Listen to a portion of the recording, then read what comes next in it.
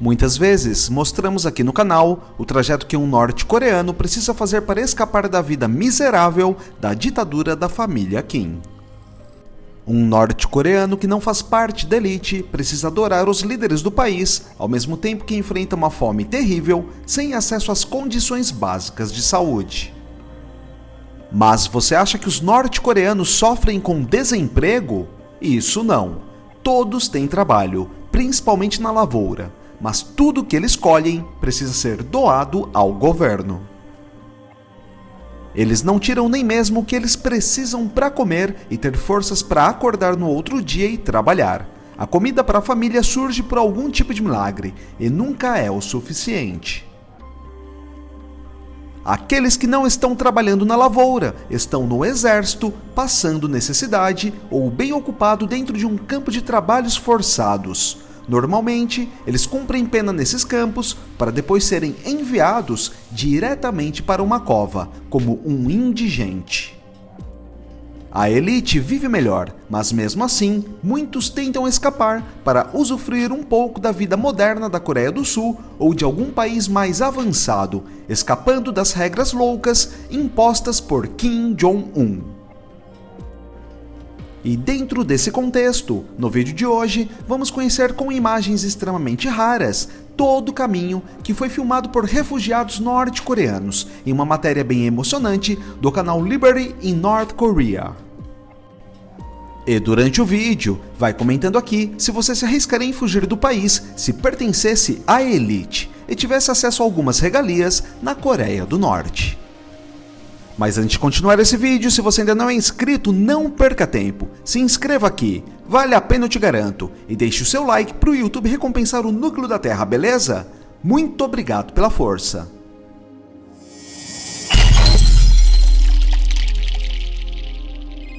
The phone rings. It's a tip from a trusted source. There's a North Korean refugee in China ready to make the dangerous journey to freedom. Our partners on the ground spring into action.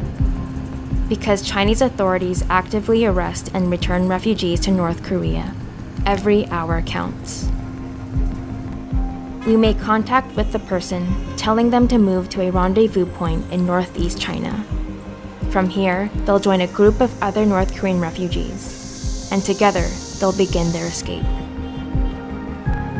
But what lies between this safe house and freedom is 3,000 miles of foreign country, dotted with security checkpoints, state-of-the-art Chinese surveillance, and the serious threat of being caught and forcibly sent back to the regime. The rescue route is like a modern-day underground railroad. At each leg of the journey, a new partner meets the group and guides them onward. The routes are always changing. A route that is safe one day might be too dangerous the next. The group constantly switches between trains, buses, cars, boats, and even walking on foot. They don't stop to eat. It's too dangerous to be in one place for too long. The most tense moment is usually at the southern Chinese border. If arrested here, it's undeniable to the regime that these refugees are defecting to South Korea, and the punishment that awaits them can be even more severe. But if they do make it across, they're just hours away from safety. Link's partner waits for the cover of darkness and moves the group close to the border. Darkness falls, and the refugees make their move. If everything goes well, they'll cross within minutes.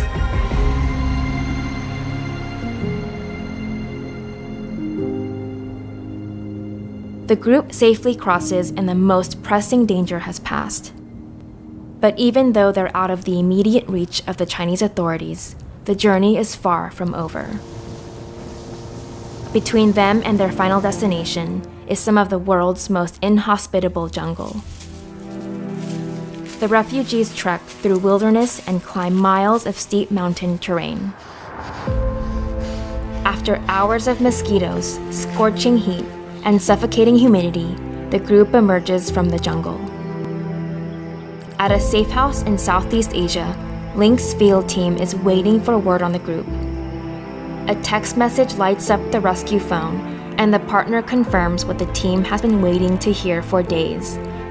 They are safe and ready to make the final crossing into freedom. Link's field team is ready. They load up the rescue vehicle and race toward the pickup zone. The partner gives the group a cell phone to communicate with Link's field team until they can make contact at the pickup. The refugees describe what they see around them as the team tries to narrow in on their location. The rescue vehicle careens around a corner and the group is in the distance. The field team swings open the door and pulls everyone into the vehicle.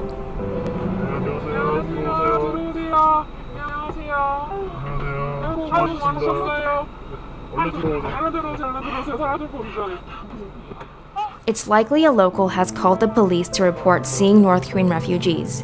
They must leave the area as quickly as possible.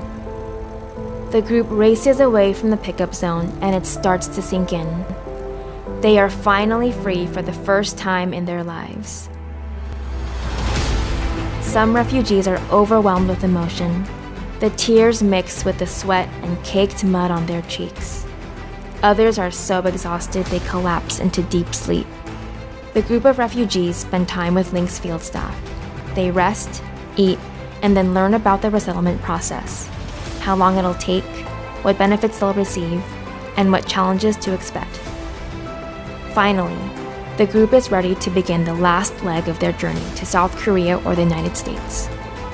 Before they leave, the field staff light candles on a cake and the whole group celebrates their newfound freedom.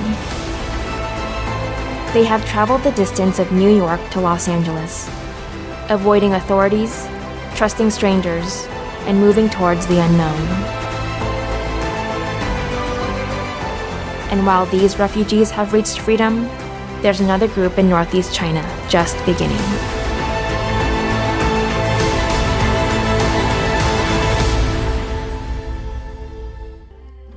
E aí, o que você achou de toda essa rota de fuga de um refugiado da Coreia do Norte? Se você fizesse parte da elite do país, teria coragem de enfrentar todo esse caminho para construir uma vida nova na Coreia do Sul ou nos Estados Unidos?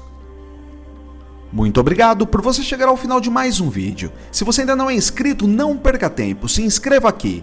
Vale a pena, eu te garanto. E deixe o seu like para o YouTube recompensar o núcleo da Terra, beleza? Muito obrigado pela força e a gente se vê na próxima matéria. Valeu!